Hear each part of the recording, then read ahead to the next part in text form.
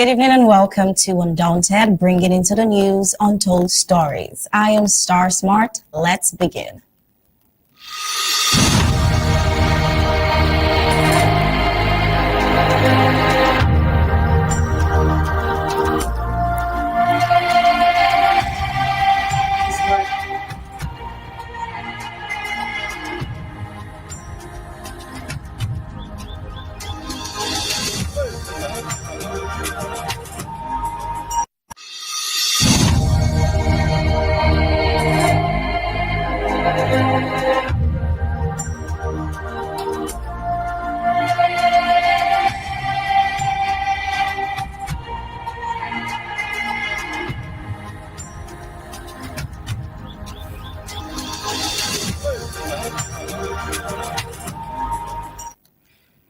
Well, decades of systemic neglect have left the southern Cameroons, Amazonia, grappling with crumbling infrastructure, stalled development, and one of the highest unemployment rates in the region.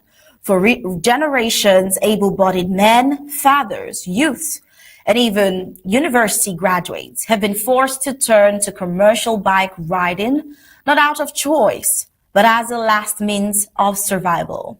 Yet, even this modest livelihood has come under threat.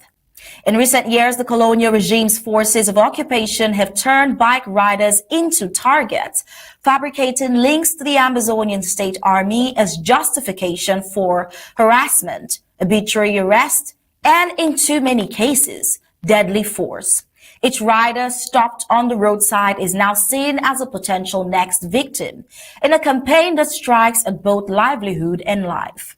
It is against this backdrop that Dr. Martin Mungwa, voice of clarity in the struggle, addresses the nation, speaking not just on the injustices faced by the people of Ambazonia, but on the urgent need for unity, resilience, and a clear path forward, a clear path towards self-determination. And his words challenge every Ambazonia to confront the systemic root of oppression, to hold the occupiers accountable, and to reclaim the dignity of honest work and free citizenship in a liberated Ambazonia.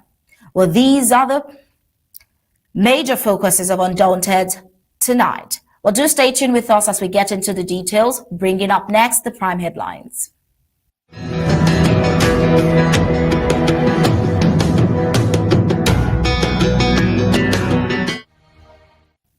And these are the prime headlines on Undaunted tonight. We take a look at the abduction and execution of Mr. Ayunwi in Bambui, a midland zone of the Federal Republic of Ambazonia by La Republic Army as reported. Victoria drowning in month-long power outage catastrophe, as well as Ambazonian flag hoisted half-mast as the Ambazonian State Army pays their last respect to the late Vice President Ateh. And the Secretary of State, Dr. Martin Mungwa, addressing the nation on accountability, transparency, and political integrity. On the African scene, Sudan, RSF attack on displacement camp in North Darfur, killing dozens and worsening humanitarian catastrophe. Well, let's get the news in full briefings.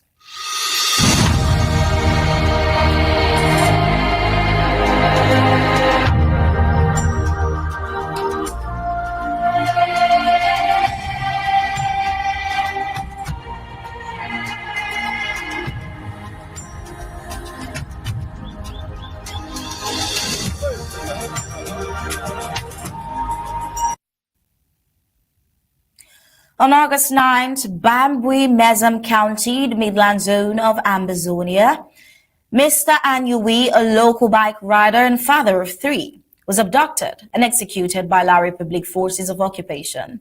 This tragic killing left his wife widowed and his children fatherless, adding to the growing list of targeted civilians.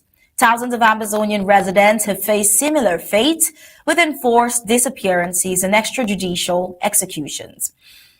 The killing of Mr. Ayunwi is part of a systematic campaign in which Ambazonian civilians are forcibly taken from their homes, workplaces, and streets by the La Republic Colonial Army. Many victims never return, their families left without answers. And this widespread pattern of abduction constitutes a gross violation of international laws and is recognized under international statutes as a potential crime against humanity when conducted on such a scale. We see it as a violation of international laws and human rights. International laws, including the Geneva Conventions, have strictly prohibited the targeting and killing of civilians in armed conflict. The execution of a non-combatant like Mr. Ayunwi is a direct violation of these principles.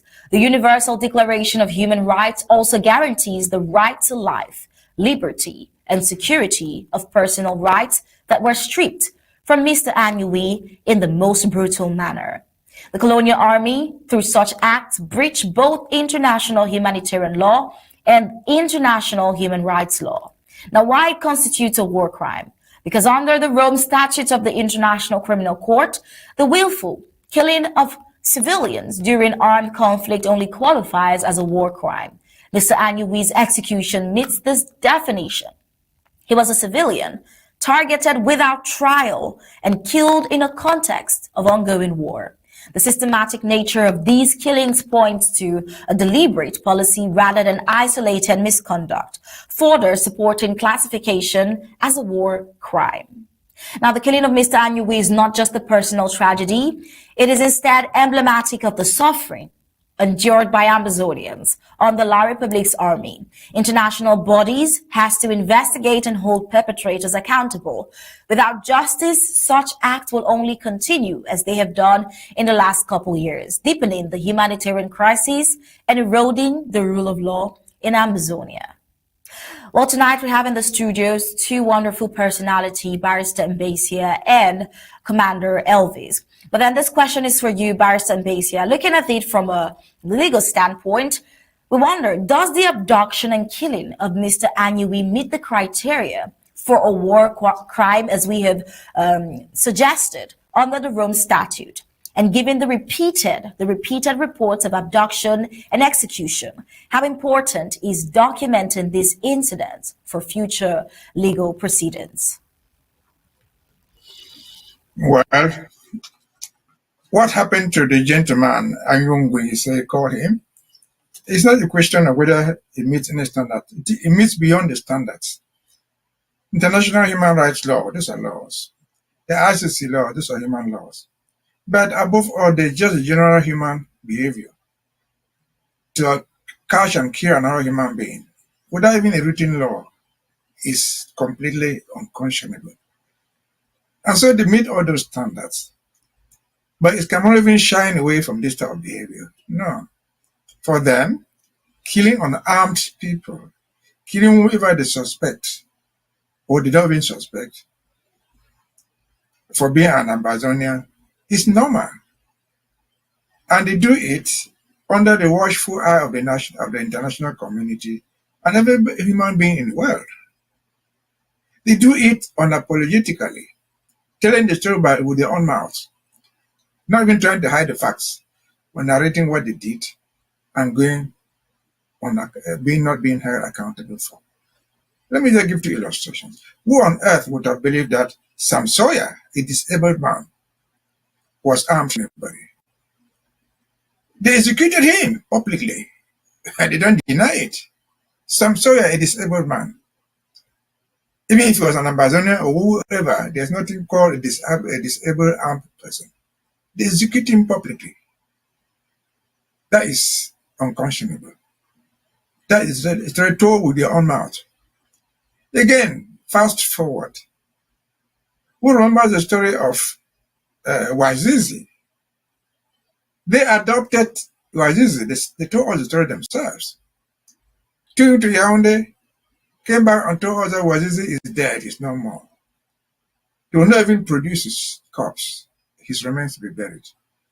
That is the story told with their own mouth. Not only to Ambazonians, but the international community. What other evidence can one need to prosecute anybody? Their own words, their own actions speak for themselves. The problem we face is not even against the Republic.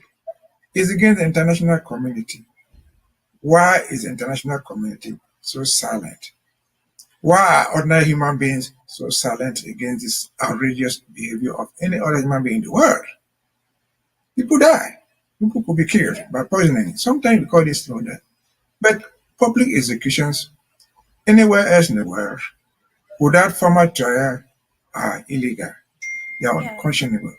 Barrister And Mbasia, so as you the have problem we face established, is sorry to cut you there, Barrister Mbasia, but as you have established, it is not even in the question if this meets the war crime. Now, looking at it, would like you to get back to that, but quickly, do you think families of victims like Mr. Ayunwi have any legal recourse under international law? And still looking at what La Republique is right now, do you think the families have any legal recourse?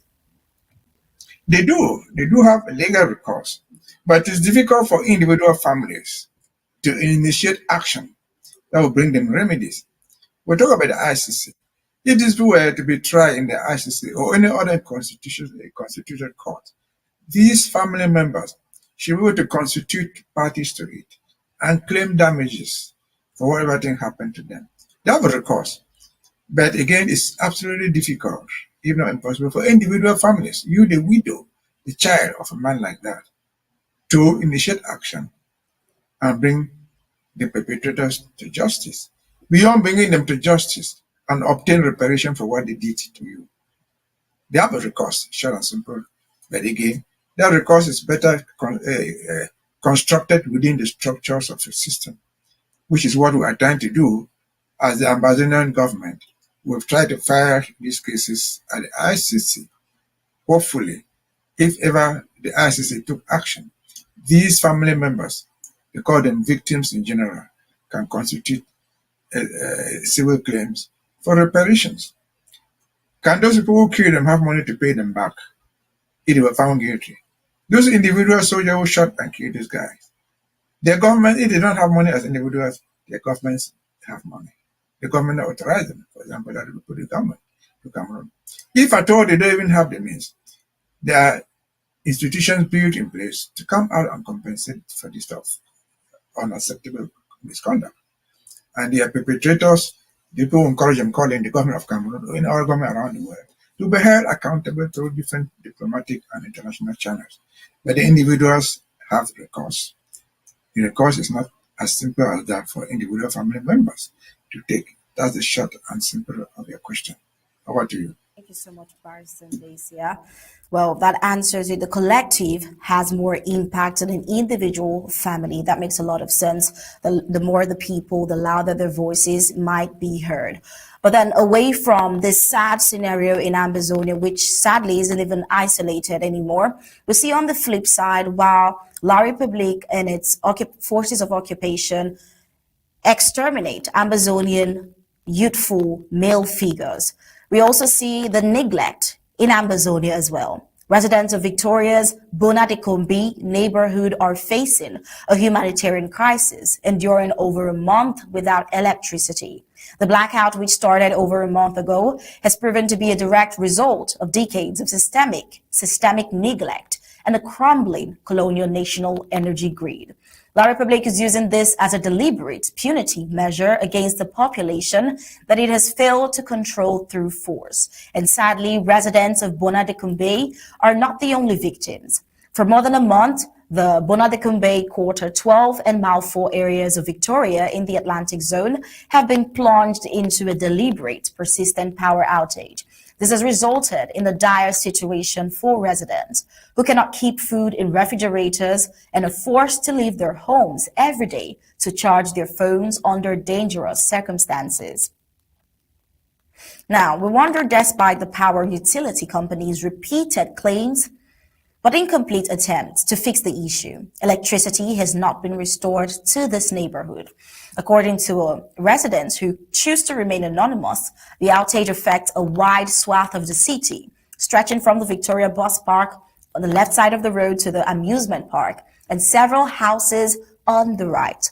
The collapse of the electrical grid has been reported as a symptom of the colonial government's broader failure to maintain infrastructure in Ambazonia.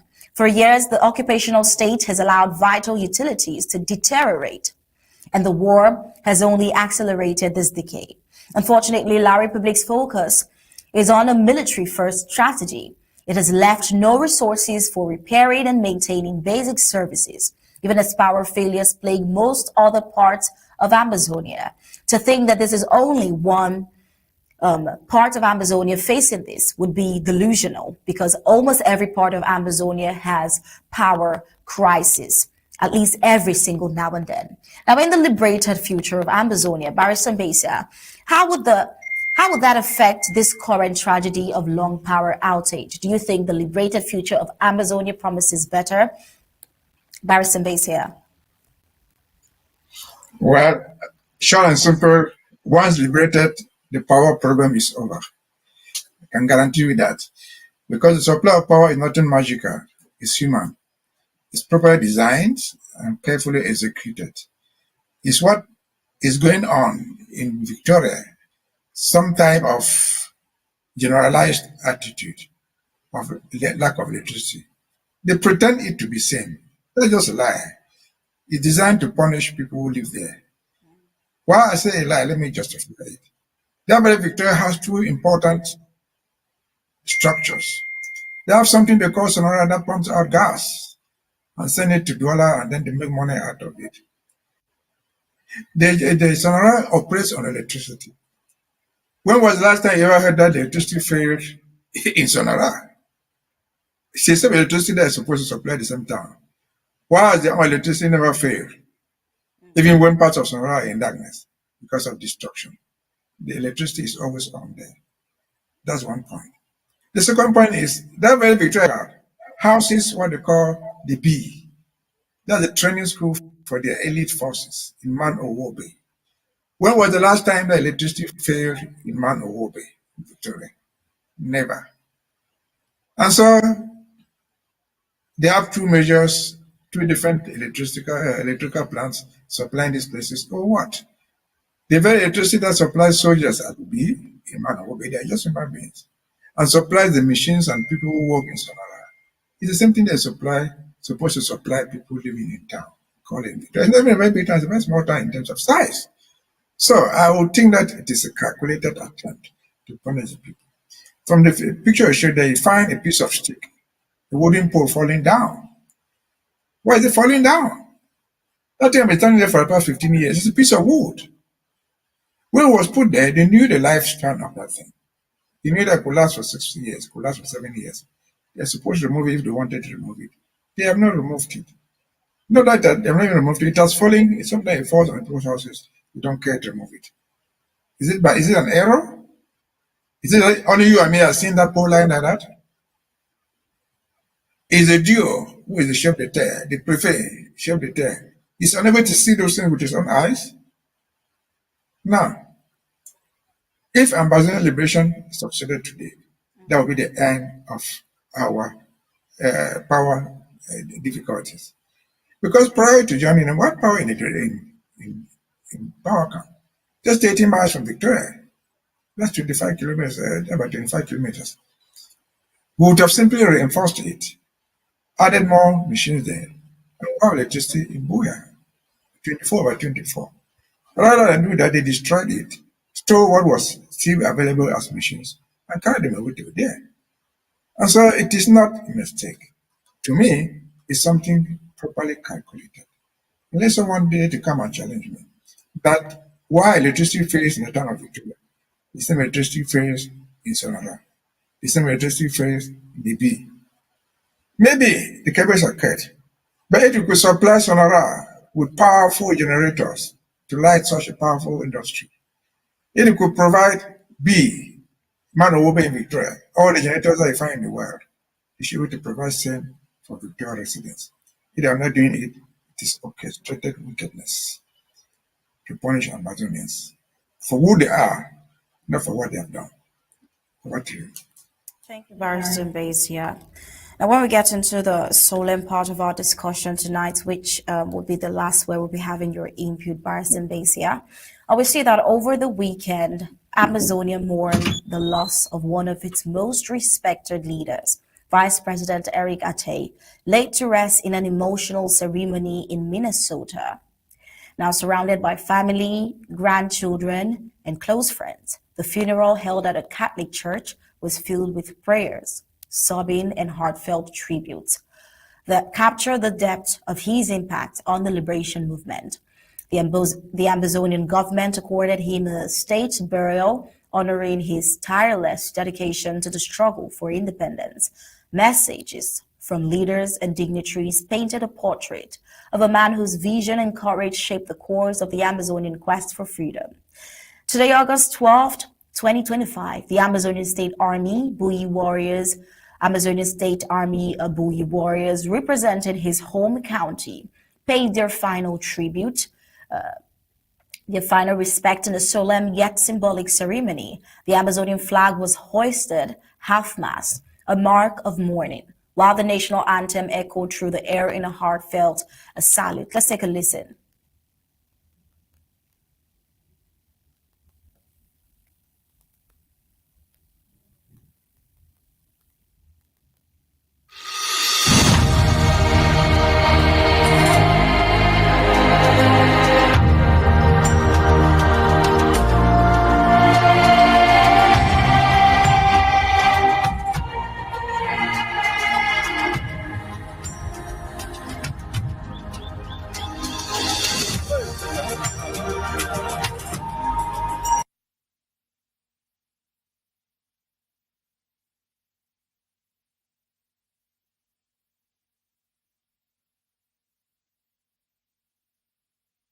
Tuesday, the 12th of August 2025. We are here with the Bui Warriors ASA under the leadership of Major General Tok and Do. We are gathered here today to pay our last respect, to give our last respect to our Vice President in the person of Mr. Eric Ateh, who passed on to glory, and will be saying, may his soul rest in power and continue to guide and direct us as he has been doing. So, ladies and gentlemen, at this point in time, we'll do our own last respect. We'll do our own last respect, giving him that last respect as soldiers who has been fighting under his command. Because we know after Our Excellency, the President of the Federal Republic of Ambazonia, His Excellency Dr. Samuel Sako Ikomi, our Vice President Eric Ateh was following him suit. So, since he has fallen and as a great hero, we have to show him our last respect. We have to give him this last respect as soldiers fighting for the freedom of Ambazonia, which is the same thing he fought for till his last breath. So we'll start with the hoisting of the flag, and the other activities will proceed.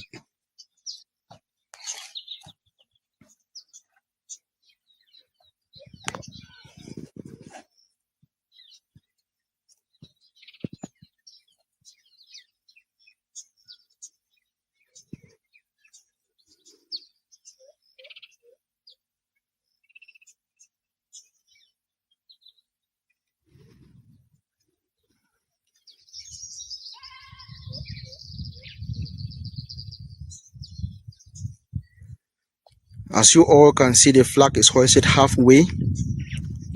That is to prove that the country of Ambazonia is bereaved. And we are mourning our Vice President, Eric Ateh.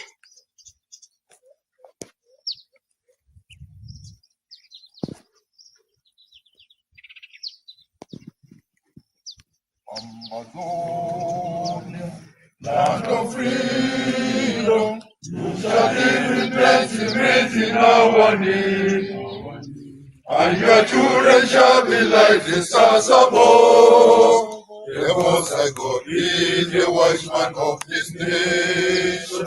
Ambazonia, land of freedom, you shall live with plenty in our need, and your children shall be like the stars above. The Most High God is the watchman of this nation. So, ladies and gentlemen, as we all know, that's the last respect they are giving to our Vice President, who has fallen still in the battlefield, and will continue to pray that may God guide and protect him.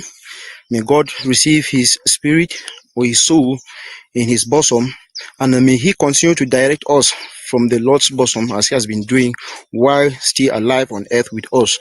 And as we all know, and we are standing here today, we will continue this fight till the last man standing. We will continue to fight till the statehood of Ambazonia is being restored. And as a reminder, these are well-trained soldiers of Major General Tokandu, who is the Supreme Commander and a Silver Star General for Bambui County.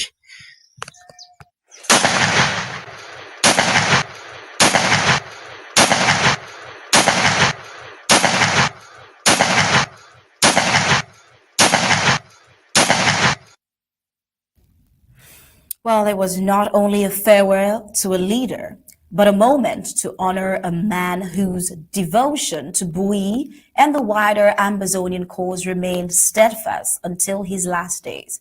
For the people of Bui, this was a deeply personal loss, saying goodbye to a son of the soil who fought for their dignity, their rights, and their place in a liberated Ambazonia.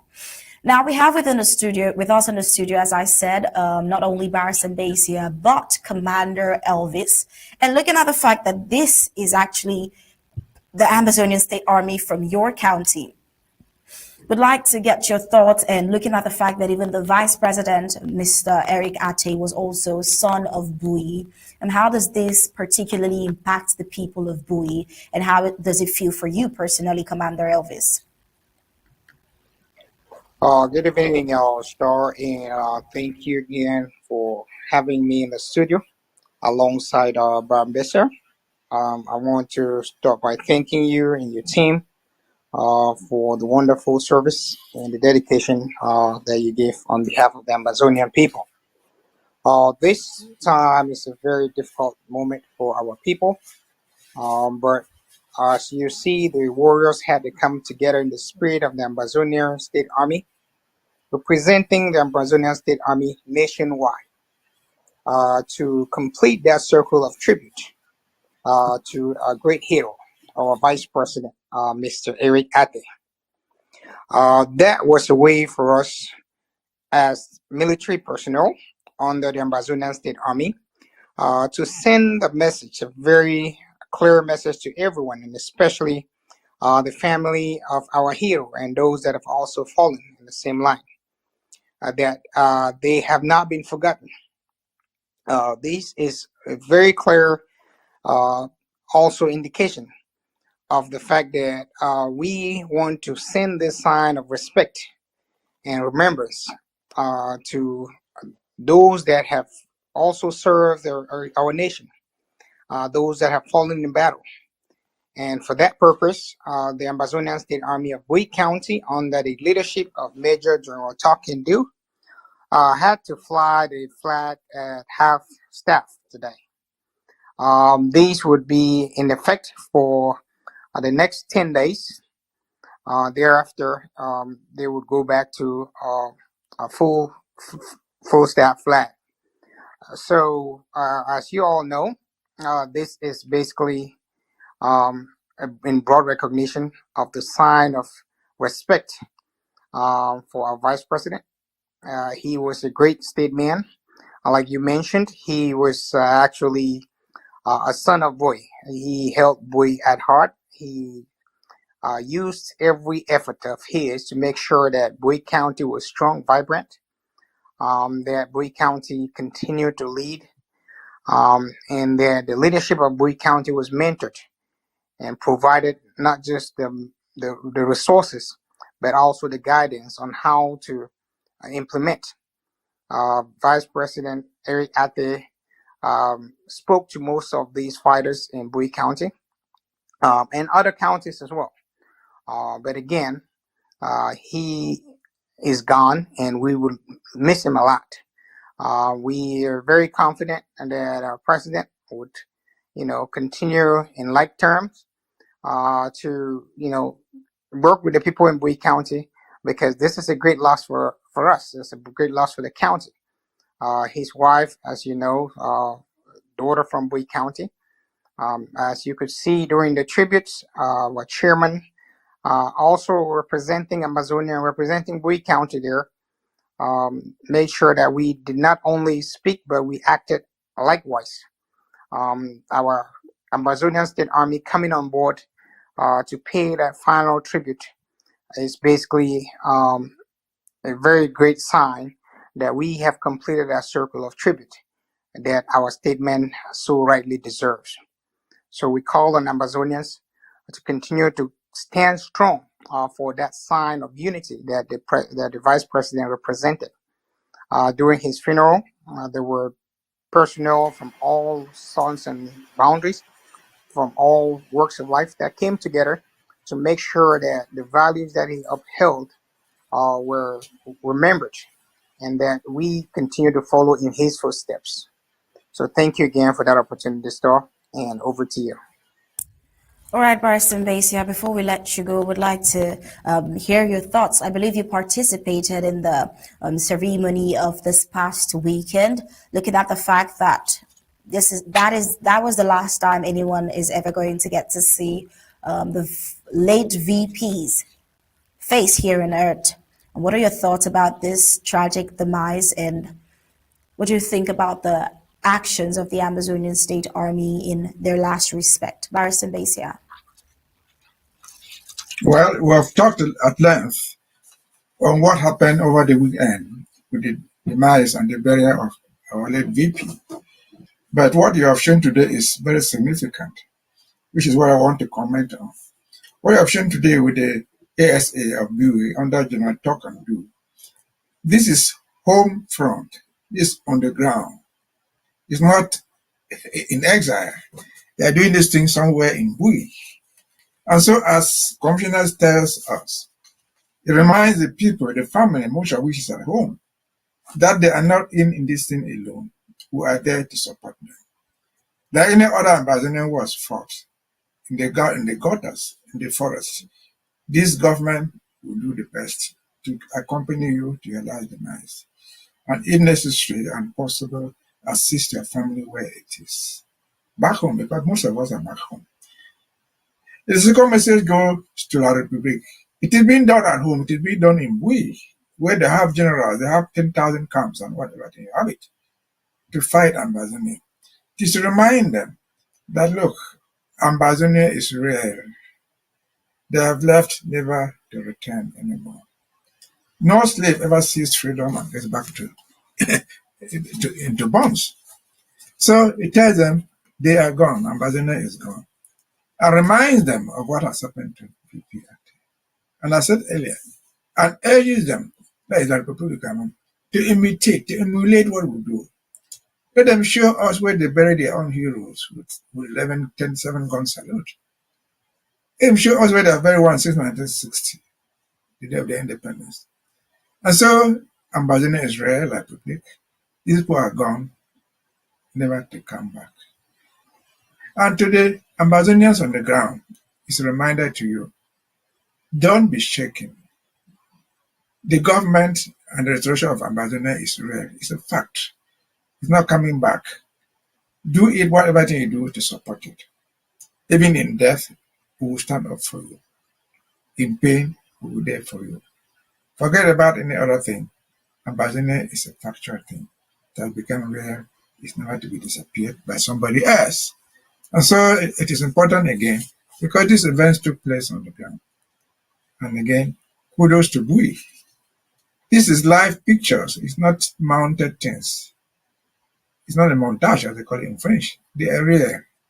And so, congratulations to Ambazonia, to our detractors, who make all videos and all type of commentaries around.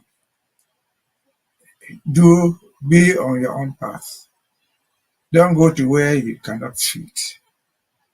If you think VP Ateh was not given enough, go complete what we did not give. Don't criticize what you cannot replace. And so, again, to our detractors, whose names I don't care to mention here, I said, all of us, he died. Told of natural causes. Cancer is natural disease that can retire anybody. For those who thought that they cured him through prayers, so be it. But again, keep to your lane. Leave Ambazonian government alone. Again, may by VP Ateh rest in peace. May his family remain strong, and may Ambazonian continue to function. Over to you. Amen to that. Thank you, Barrister Mbasia, not just for those wonderful and uplifting words, but for joining in on Undaunted tonight. But this is what we call it a wrap with you. Thank you for always bringing in wisdom to the newsroom. Thank you for having us. All right, we'll head on to the next report that talks about the voice of Ambazonia, what the Secretary of State for Communication and IT had to say in an address to the nation. The Federal Republic of Ambazonia has placed transparency and accountability at the core of its path towards self-determination. In times of struggle, the integrity of public figures and the clarity of their loyalties are not just political matters, they are matters of national survival. Now, today, the Secretary of State for Communications and IT addressed the nation with a critical message, one that reflects the government's unwavering commitment to holding leaders accountable, regardless of their position or political influence. And it was not about personal attacks. It was about safeguarding the people's trust, defending the truth, and confronting the questions that shape Ambazonia's collective future. The message was, we're about to hear targets issues of representation, loyalty, and transparency. It targets pillars upon which any free and self-governed Ambazonia has to stand on. It is a reminder that in the liberation journey, no one is above the scrutiny of the people, and the accountability begins now, not after freedom is won. Here now is a full address from the Secretary of State for Communications and IT, Dr. Martin Mungwa.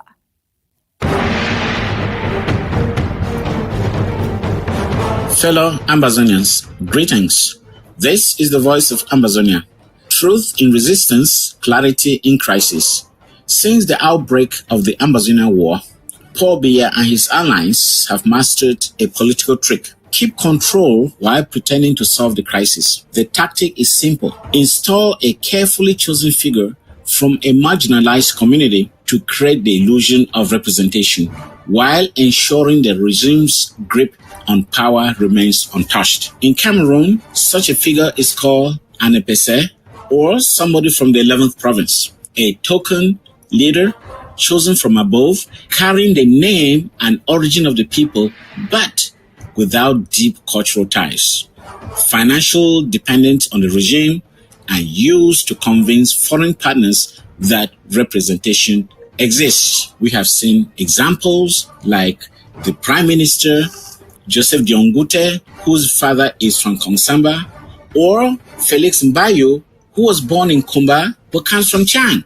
These are classic examples of the type of people that Paul Biya would like to use to represent us. So French diplomats have recently floated the idea of reinstating the post of vice president. Their plan? Install an Anglophone of consensus, someone acceptable to the regime but disconnected from Ambazonia, to calm international pressure and divide our unity. One name fits perfectly: Joshua Nambangi Osi. Osi bears an Ambazonian name, attended CPC Bali, but grew up in Yaoundé, built his career in Douala, speaks no Ambazonian dialect, and has no known investments in the southwest. His mother is Swiss. His family wealth is tied to Kribi in Francophone Cameroon, and rumors suggest his father's lineage may trace to the South Province, another so-called 11th province link. He has long-standing ties to the Biya family and allegedly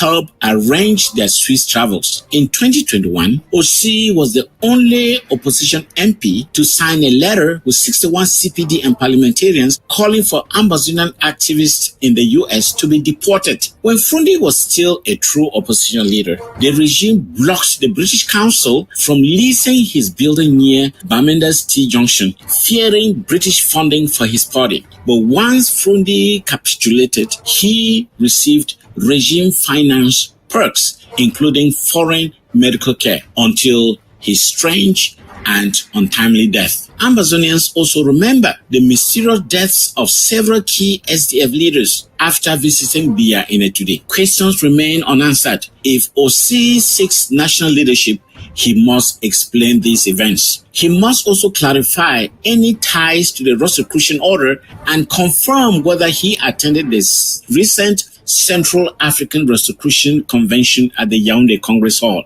a venue that mysteriously caught fire soon after. Dr. Samuel Ikumasako, President of the Federal Republic of Ambazonia in exile, warns appointing a vice president without a mandate from the Ambazonian people is nothing more than a cosmetic move to deceive the world and prolong occupation.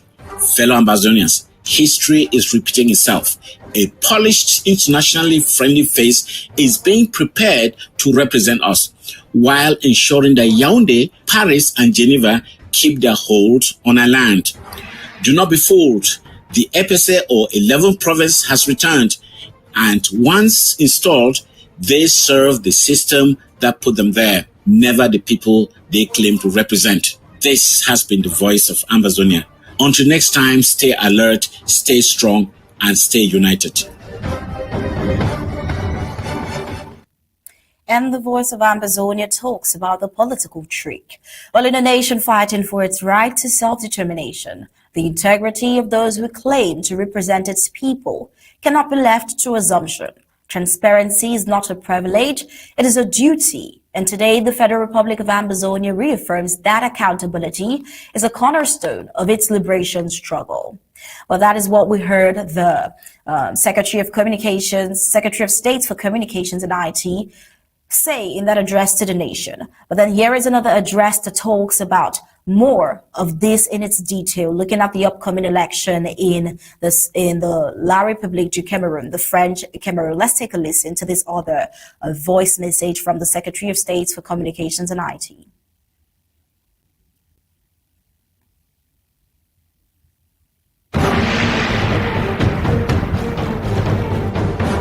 This is the voice of Ambazonia. Truth in resistance, clarity in crisis. Today is Tuesday, August 12th, 2025. Today we address 20 key questions to Joshua Osei. Questions many Ambazonians believe deserve clear and public answers. These are not accusations. There are legitimate matters of public interest that touch on representation, transparency, and trust. And in the interest of fairness, we affirm that in Dr. Samuel Ikumasako's government, every representative will be expected to meet these same criteria for accountability before the people. 1. You bear an Ambazonian surname and attend the CBC Valley, yet you grew up in Yaoundé and built much of your political career in Douala. How do you reconcile your limited cultural and linguistic immersion in Ambazonia with the role of representing Ambazonians? 2. Do you speak any indigenous Ambazonian language or dialect? If not, how will you bridge the gap to understand and represent the community's needs? 3. Some believe your father's lineage from Dian may actually trace to the South Province. Can you clarify your true paternal origins and how they shape your political identity? 4. What is the documented source of your personal fortune? 5. Would you consider publishing a public declaration of your assets to promote transparency and trust? 6. Your family is reported to have significant investments in Kribi, a francophone area. Why are there no known equivalent investments in the southwest region you claim to be your ancestral homeland? 7. How long have you maintained personal or business relations with the Bia family? 8. Have you ever assisted in any official or personal matters involving President Bia's travels or health arrangements? 9. Do you see any potential conflict of interest between such ties and your independence as a political leader? 10. Several senior SDF leaders, including Cyprian Awudu, Joseph Bagdam, and John Frundi, died unexpectedly, some after meeting Paul Biya. What is your understanding of these events? 11. Have you ever called for an internal inquiry within the SDF in these deaths? 12. Were you part of any delegation to Etudi after which members later passed away? If so, what was the purpose of that meeting? 13. Do you agree that Frundi's relationship with the regime changed after certain political compromises? 14. How would you describe your own working relationship with the government? Collaboration, negotiation, or alignment? 15. Have you ever been a member of the Rosicrucian Order or any similar organization with political influence? 16. Did you attend the most recent Central African Rosicrucian Convention at the Yaoundé Congress Hall, which later caught fire? If yes, in what capacity? 17. In 2021, you signed a letter with 61 CPT and parliamentarians urging the U.S. to deport Ambazonian activists. Why did you sign it? 18. Looking back, do you still believe it was the right decision? 19. You claim in your manifesto that within 100 days, if elected as president, you will solve the so-called Anglophone problem. How do you reconcile that with your request to the U.S. to deport Ambazonian activists? And 20. Have you ever studied the history of the decolonization of British Southern Cameroons? And if so, do you have proof of Treaty of Union that gives you the right to believe in a one and indivisible Cameroon? Mr. Joshua Osi, these are fair questions in the spirit of openness and accountability. The Ambazonian public, and indeed all Cameroonians, deserve to hear your answers directly, openly, and without delay. And to our listeners, let it be clear, in a free Ambazonia under President Sarkozy's leadership, these same standards will be applied to every public official without exception. Accountability begins at home. This has been the voice of Ambazonia. Truth in resistance, clarity in crisis. All right, that was a very wonderful speech that Ambazonians needed to hear. We're seeing a lot of Ambazonians representing themselves in the upcoming elections in La République, French Cameroon. Well, it is about this election that we're going to bring back the Commander Elvis. Commander Elvis? Yes, looking at the upcoming elections, we want to ask, what is set in place to ensure that the elections doesn't take place in Ambazonia, based on the fact that it has been said time and time again that the election, the La République election, is a non-event in Ambazonia. What would you say about the election and things being put in place to ensure that it is a non-event in Ambazonia? Thank you very much, Star, again for that question. Ambazonia, as of now, is at a maximum state of alert. We have already informed our population that this election period from La République is going to be very detrimental.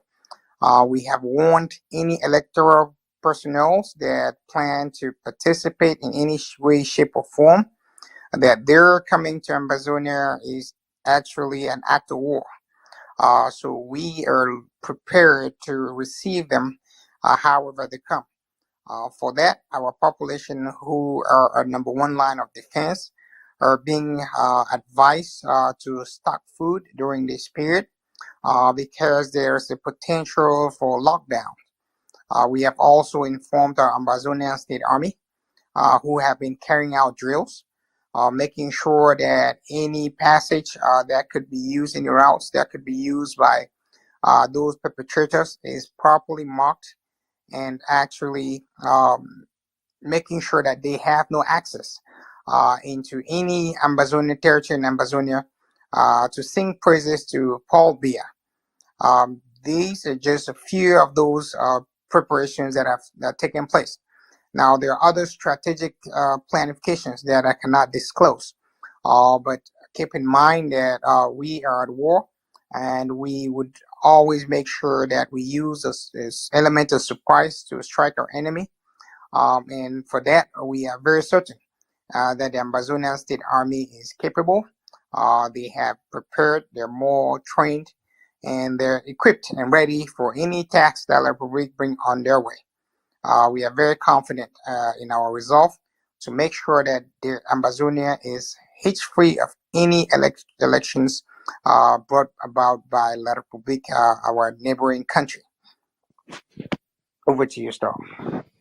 Commander Elvis, could you re-emphasize to Ambazonians why the Ambazonian State Army is putting up this front during the colonial election? Because you've given a glimpse of what the election day coming up this October would be like for all Ambazonians and what the ASA, the Ambazonian State Army, is set out to do. Why do they have to carry out these measures? And why is it important that Ambazonians boycott this election day? Okay, thank you again. As you know, this election represents La Republic's governance structure encroaching into our territory. It's through these means that they continue to legitimate an octagonal president, somebody who should be leading people to their graves. But yet they try to project him as a leader. Ambazonians had rejected the leadership of La République du Cameroon. We are an independent country. We do have our own states. We do have our capital. We have our government. So we are not under any influence from La République du Cameroon. We do have our armed forces, which are the Ambazonian State Army, and they are the enforcers of the regulations within Ambazonia.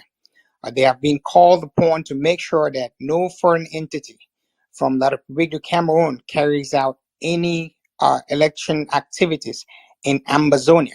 If anybody is hoping or willing to participate in elections in La République du Cameroon, they are free to leave Ambazonia and go to Yaoundé and carry on their election activities over there. In the territory of Ambazonia, in all 13 counties, all 61 AGs, elections from La République du Cameroon are banned. And just like we would implement a lockdown, hopefully, as a last resort. But for now, we are informing our population that this has nothing to do with Ambazonia.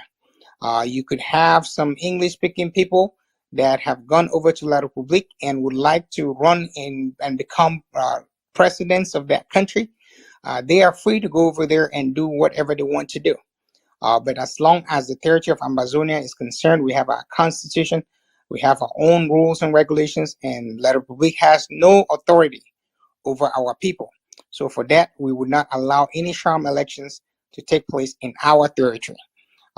We have called on all the Ambazonian State Army to be on the maximum state of alert. And that is why you see the county drafts are ongoing to make sure that we replenish their pockets, make sure they have what it takes to complete the task.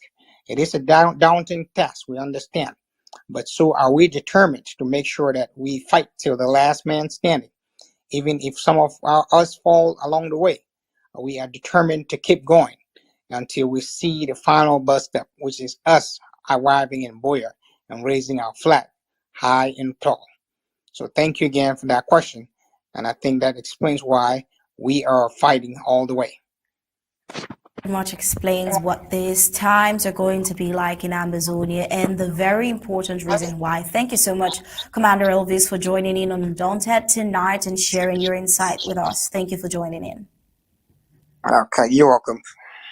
All right, with that, we'll head on to the African scene.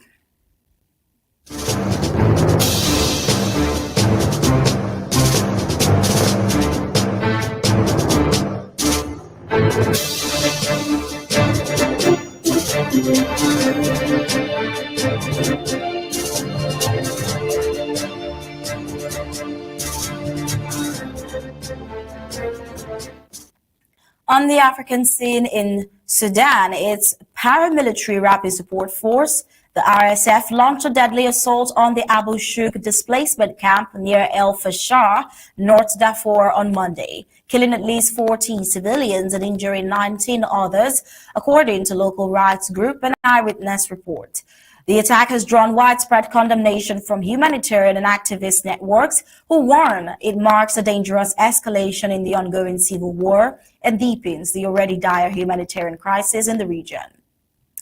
The camp, which shelters approximately 450,000 people, many of whom have already fled previous waves of violence, has been reportedly and repeatedly targeted since conflict erupted between the RSF and Sudanese armed forces in April 2023. The most recent assault is one of the bloodiest incidents recorded in recent months, underscoring the impunity with which armed groups continue to operate across the region. According to the emergency response rooms, local monitoring groups, RSF fighters stormed residential sections of the camp on August 11th, yesterday Monday, attacking residents inside their homes. The resistance committees in El Fasher, a prominent grassroots activist network, condemned the assault in a statement on social media, calling it a horrific violation against innocent, defenseless people. Independent verification from Yale University's Humanitarian Research Lab, the HRL, supported witness accounts with satellite imagery revealing the presence of approximately 40 RSF vehicles concentrated in the camp's northwest sector at the time of the attack. The United Nations and international humanitarian agencies have not yet commented publicly on the incident, but relief workers warn the situation is deteriorating rapidly. Billions across Sudan, particularly in Darfur, are facing extreme food insecurity, with famine looming due to persistent conflict, disrupted aid delivery, and the targeting of civilian infrastructure. This is not just a war between armed factions, it is a war on civilians, said one aid worker operating near El Fasher, speaking on condition of anonymity due to safety concerns.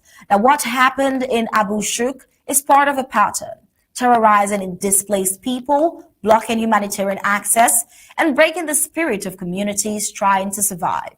Since the outbreak of the war in 2023, over 10 million people have been displaced across Sudan, with North Darfur bearing a significant portion of the burden. El Fasher, the last major city in the region under Sudanese armed forces control, has become a focal point in the conflict, with RSF forces attempting to seize control. International human rights organizations are calling for an immediate investigation into the Abu Shuk massacre and renewed pressure on the warring parties to allow humanitarian corridors. Without urgent intervention, observers warn that the region could face one of the worst man-made famines of the decade.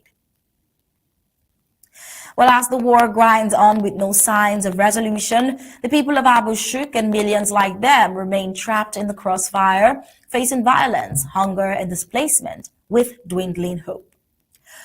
Well, away from Sudan, the sad ongoing in Sudan, we see an outrage in Gambia after 1-month-old baby dies from suspected FGM complications. The tragic death of a 1-month-old baby girl in the Gambia has sparked national outrage and reignited fierce debate over the practice of female genital mutilation. The infant was rushed to a hospital in the capital, Banjul, on Sunday after suffering severe bleeding, believed to be a direct result of the procedure. Despite emergency efforts, she was pronounced dead on arrival, while authorities are still awaiting autopsy results. Widespread public sentiment and statements from local rights groups have connected her death to the female gender mutilation related complications. The case has drawn intense scrutiny, especially as the Gambia continues to grapple with its stance on FGM, on female genital mutilation, which was officially banned in 2015 but remained deeply entrenched in some communities. Activists and women's rights organizations across the country have condemned the incident, calling it a preventable tragedy and a wake-up call for stronger enforcement of the anti-female genital mutilation law. This is not just a cultural issue, it is a human rights violation that has now claimed an innocent life, said one activist from a local non-governmental organization advocating for girls' protection. The incident has also heightened tensions between pro and anti-female genital mutilation groups, especially in the wake of recent political discussions around potentially lifting the ban. Many Gambians are now demanding swift justice for the infant and stricter penalties for those involved in performing or enabling the female genital mutilation. The case has become a flashpoint in a broader national reckoning over tradition, bodily autonomy, and the safety of young girls. And that is it for tonight's Undaunted. But before we go, let's take a look at the major headlines.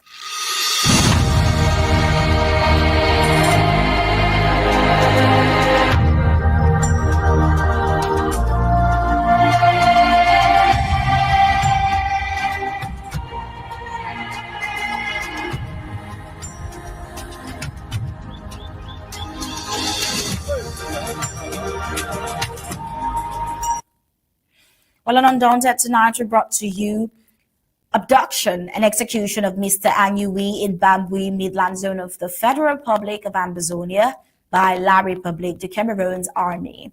And in Victoria, it is drowning in month-long power outage catastrophe, as well as all the parts of Ambazonia. The Ambazonian flag was also hoisted half-staff as Ambazonian State Army pays their last respects to the late Vice President Mr. Eric Ateh. The Secretary of State, Dr. Martin Mungwa, addresses the nation on accountability, transparency, and political integrity, as well as the colonial political tricks. On the African scene, we saw the female genital mutilation in Sudan, RSF attacking displacement camp in North Darfur, killing dozens and worsening humanitarian catastrophe. That was it for tonight's Undaunted, bringing into the news untold stories. On behalf of the entire Undaunted, say thank you for tuning in. We'll leave you with ABC Amba TV images. Good night and God bless you.